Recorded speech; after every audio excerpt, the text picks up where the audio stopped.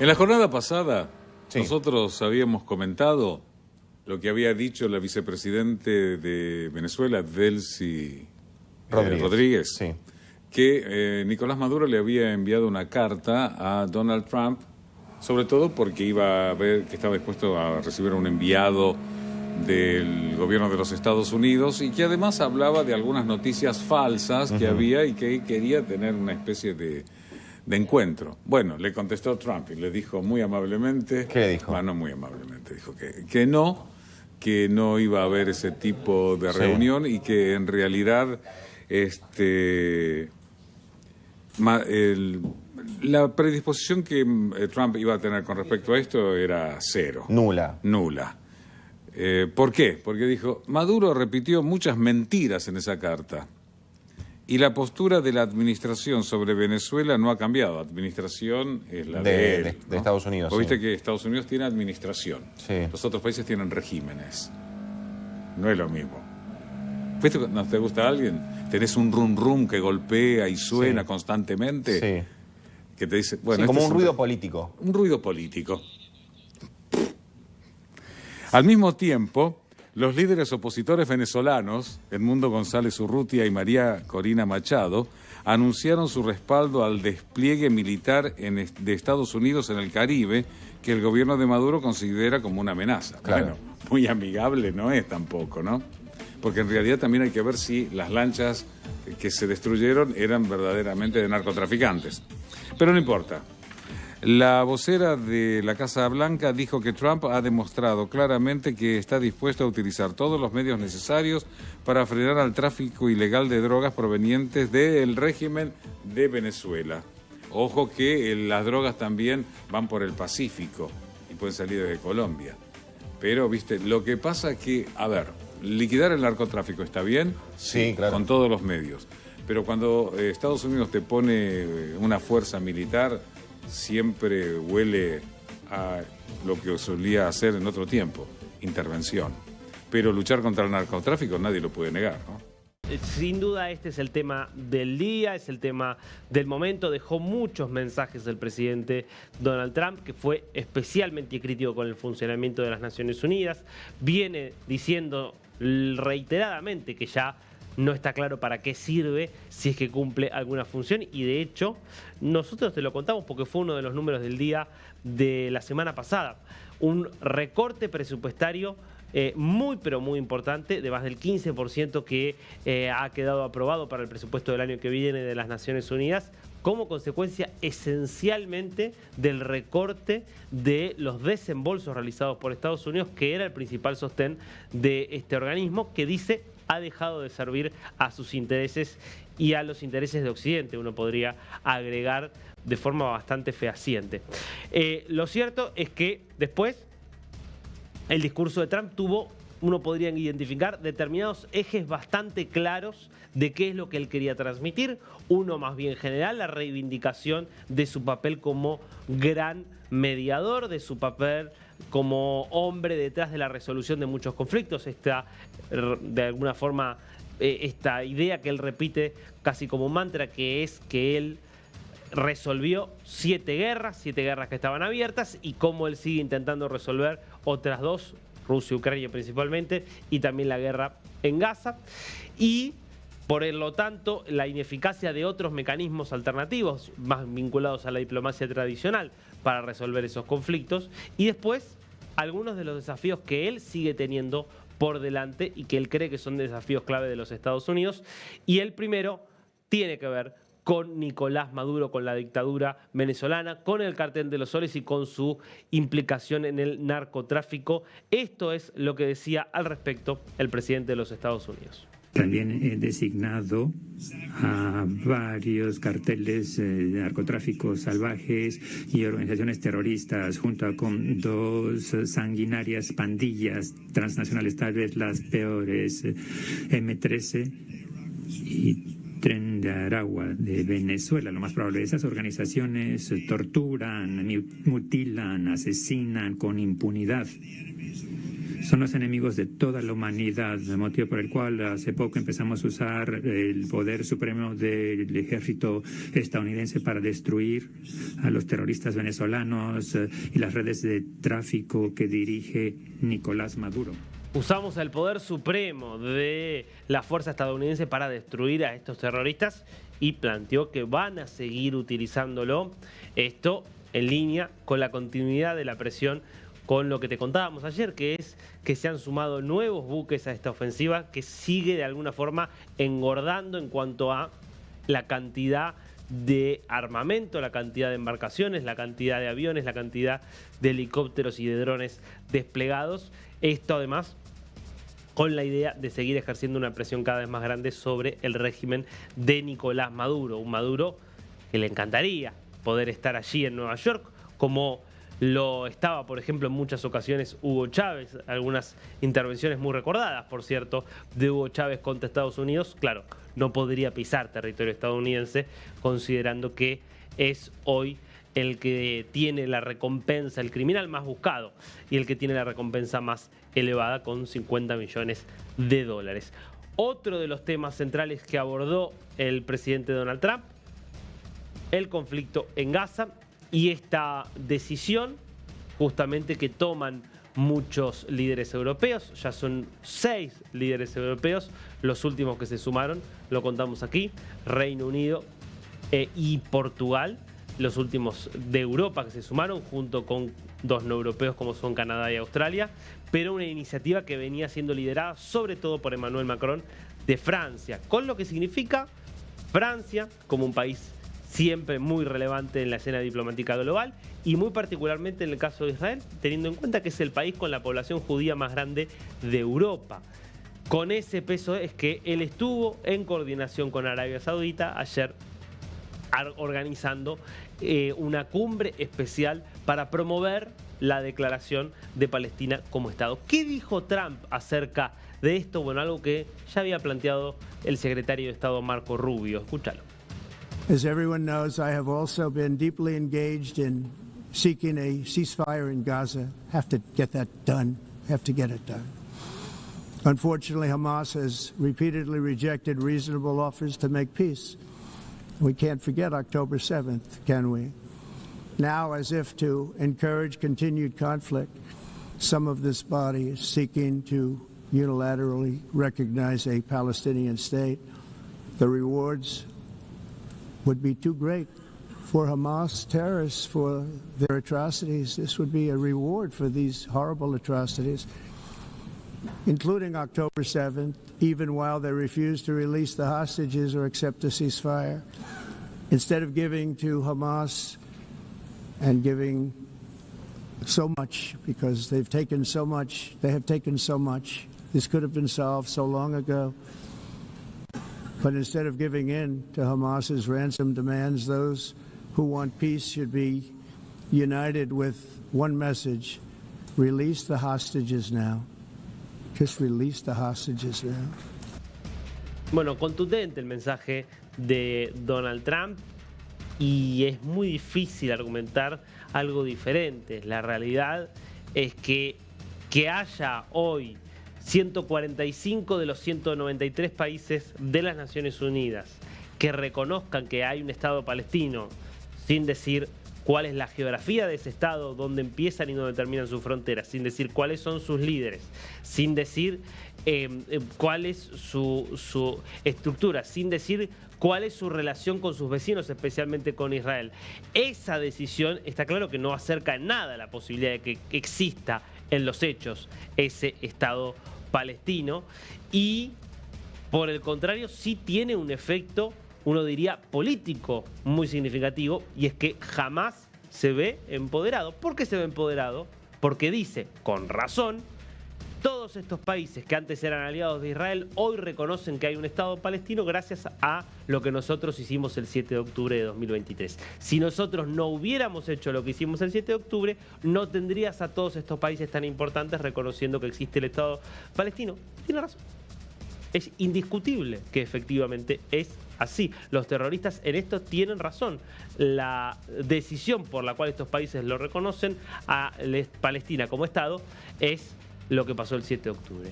¿Cómo se explica eso en el contexto de países que se supone que quieren defender los derechos humanos, la libertad, la condición sagrada de la vida? Es algo que tendrán que responder ante la historia los líderes de todos estos países. Lo que no cambia es que obviamente Israel sigue muy firme en su decisión de que no haya un Estado palestino en las condiciones en las que se está planteando a nivel internacional. No es el único tema, por más que es el tema que está dominando esta cumbre número 80 de la Asamblea General de las Naciones Unidas. Hay también otros elementos, las tensiones geopolíticas que están creciendo en distintos puntos de la región, y allí tuvo un lugar también la tensión entre Brasil y Estados Unidos, con esta paradoja. Esta sede de la Asamblea de las Naciones Unidas en la ciudad de Nueva York se convirtió en el escenario del primer encuentro físico entre Trump y Lula, por lo menos en esta instancia de gobierno, después de las sanciones, de la suba de los aranceles al 50% de Estados Unidos a Brasil, de todas las acusaciones por el proceso judicial contra Bolsonaro, de todas las sanciones contra los jueces del Supremo Tribunal Federal, de todas las cosas que dijo Lula respecto de Trump. Bueno, Trump, que después dijo un poco lo que yo te contaba, que es que básicamente cree que a Brasil no le va a ir bien hasta que no haga un arreglo con su gobierno, contó que tuvo un cruce con Lula y que va a haber una reunión probablemente la semana que viene. Escucharon. Ahora se van a imponer aranceles por ingerirse en los derechos de los ciudadanos estadounidenses. Hemos censurado la corrupción judicial y hemos atacado a los críticos políticos. Y me cuesta trabajo explicarlo, debo decirlo.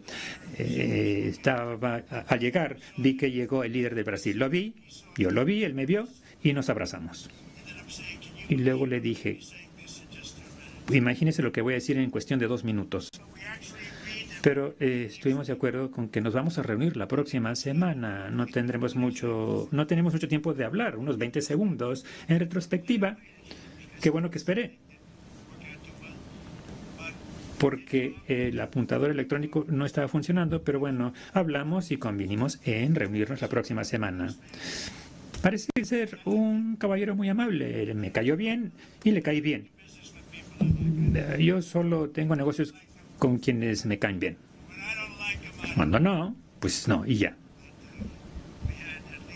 Pero bueno, tuvimos unos 39 segundos y una conversación excelente, lo cual es buen vaticinio. Pero bueno, en el pasado, Brasil impuso aranceles a nación, pero debido a ello estamos respondiendo con fuerza. Como presidente, siempre defenderé nuestra soberanía nacional y los derechos de los ciudadanos estadounidenses. Y lamento decirlo, Brasil va mal y seguirá así, mal. Y solo les irá bien cuando cooperen con nosotros. Si nosotros fracasarán como ha ocurrido con otros. Bueno, bien al estilo Donald Trump, ¿no? Esta idea de los vínculos personales más allá de la política, más allá incluso de las ideologías. Claro, ¿por qué se cruzaron? Porque vos pensás, el primero en hablar en la ONU siempre es el presidente de Brasil y el segundo es el presidente de Estados Unidos. Es decir, cuando Lula salió de hablar y estaba por empezar Trump, ahí fue inevitable que se cruzaran, que se encontraran, y se dio esta escena íntima que cuenta y relata Donald Trump, mientras Lula, al lado de su esposa Janja, hablaba con el canciller Mauro Vieira para ver si había entendido bien qué es lo que Trump acababa de decir. ¿No? Dijo, bueno, la verdad te estoy abrazando, me caes bien, pero vas a tener que escuchar ahora lo que voy a decir acerca tuyo. Habrá que ver si efectivamente se termina materializando este encuentro la semana que viene. Sería realmente disruptivo porque hasta este momento ninguno de los dos venía dando señales en cuanto a estar dispuestos a desescalar, estar dispuestos a modificar sus posiciones y a querer conversar. Antes que Trump habló, por supuesto, entonces el presidente brasileño Lula da Silva dejó varias consideraciones acerca de su mirada de cómo van las cosas en el mundo, una mirada muy crítica de las acciones, de lo que considera acciones unilaterales de Estados Unidos.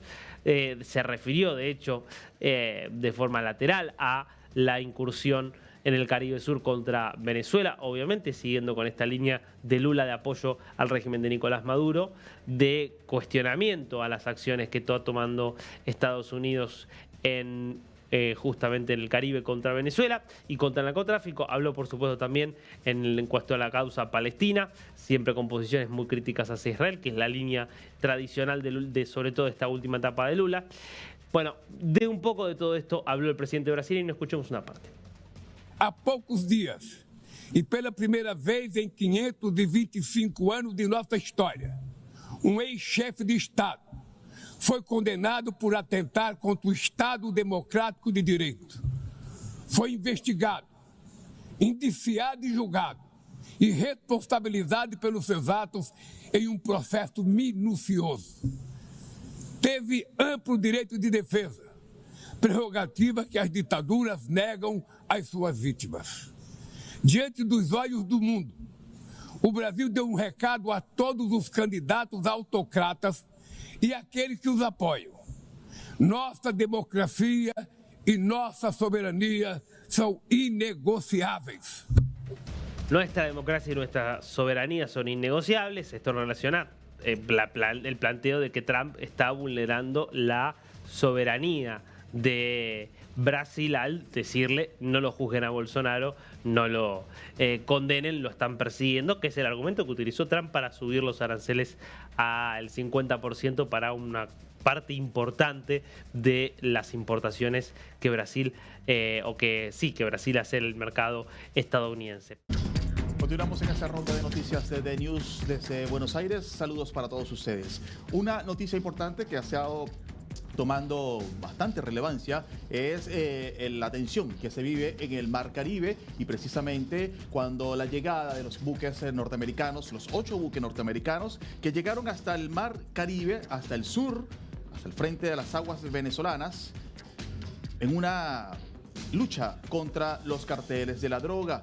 Desde ese momento hasta ahora, pues ha seguido una serie de eventos en los cuales drones norteamericanos han destruido embarcaciones que se presumen han sido parte de lo que es la distribución de la droga que sale desde las costas venezolanas. Como vemos en imágenes, precisamente esta es una de las embarcaciones que fue destruida. Y ante esto, el presidente Nicolás Maduro, el director o la cabeza del régimen venezolano, escribió una carta a su homólogo Donald Trump, en la cual él le pedía retomar relaciones de conversaciones y en donde él supuestamente decía que había muchos fake news en los cuales habían estado rodando y que habían desembocado en esta ruptura de las relaciones entre ambos países. Donald Trump el día de ayer le respondió a esa carta y la misma Casa Blanca emitió un comunicado oficial en la cual dijo que esta carta estaba plagada de mentiras y que no reconocía a Maduro como presidente de Venezuela, sino como un usurpador y como la cabeza del famoso cartel de los soles. Acto seguido, Maduro en su programa habitual del día de ayer, los lunes, él le respondió a Donald Trump, en la cual le dijo que seguirá enviando cartas para seguir pidiendo por la paz entre ambos países. Esta que estamos viendo es la carta que previamente Nicolás Maduro le envió a Donald Trump, pero Maduro ha dicho que le seguirá enviando cartas así no hayan sido respondidas o no tuviesen el efecto que deseaban. Alguien que tiene un punto específico en esta historia es la gobernadora de Puerto Rico, ya que ella, en su principio, el pasado 9 de septiembre, recibió respuesta de Donald Trump cuando la invitó a que fuese ella la primera que llegara con los barcos de la supuesta invasión que Estados Unidos realizaría ante Venezuela. Jennifer González se llama la gobernadora de Puerto Rico. Jennifer González finalmente le respondió casi un mes después a Nicolás Maduro. Y no le respondió directamente, sino que en una entrevista radial en un canal de su país, de Puerto Rico, Jennifer González le responde al locutor que le interpela sobre qué haría ella si tuviese cara a cara al dictador Nicolás Maduro. La gobernadora de Puerto Rico dijo, yo lo tomaría, lo entregaría a las autoridades federales y cobraría el rescate por $50 millones que pesa sobre la cabeza del líder venezolano. Esta fue la respuesta que le dio Jennifer González, que dice que entregaría a Maduro y cobraría esa recompensa. Sigue creciendo la tensión en el Mar Caribe y sigue creciendo todo lo que tiene que ver con relación a esta historia entre Estados Unidos y Venezuela. Pero Maduro habló y nosotros tenemos sus palabras. Esto fue lo que dijo. Ahí en esa carta no le quise agregar, y se lo digo aquí al presidente Trump, que el 70% de toda la cocaína suramericana sale en los barcos, en las cajas y la naviera de las empresas bananeras de Daniel Noboa, presidente de Ecuador. Y eso es público notorio. Si el presidente Trump le pidiera a sus agencias de inteligencia, con honestidad, a los profesionales de inteligencia estadounidense, un informe de Ecuador y de cómo Guillermo Lasso impuso un modelo de narcoestado y de cómo Daniel Noboa tiene las empresas de tráfico de droga, él sabría dónde salen, cómo salen, tendría una orientación precisa. Ahora, esa carta, una primera carta, seguramente le mandaré más, tenía el objetivo... ¿Sin respuesta de él? No importa, ¿no?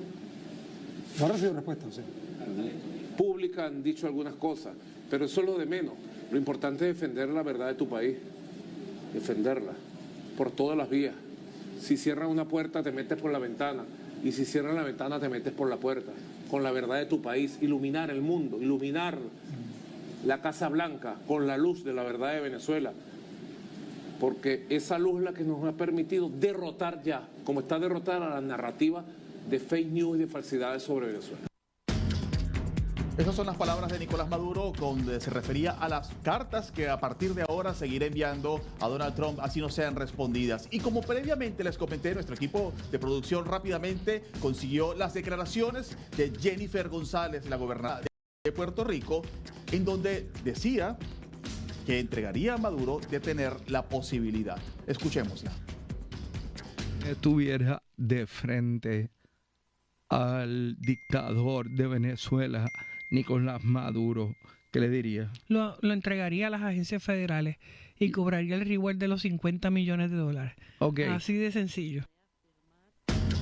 Continuamos nosotros muy atentos a todo lo que es la tensión que se vive en las costas del Mar Caribe, precisamente en las costas venezolanas, con esa batalla que se entiende en contra del Cartel de los Soles.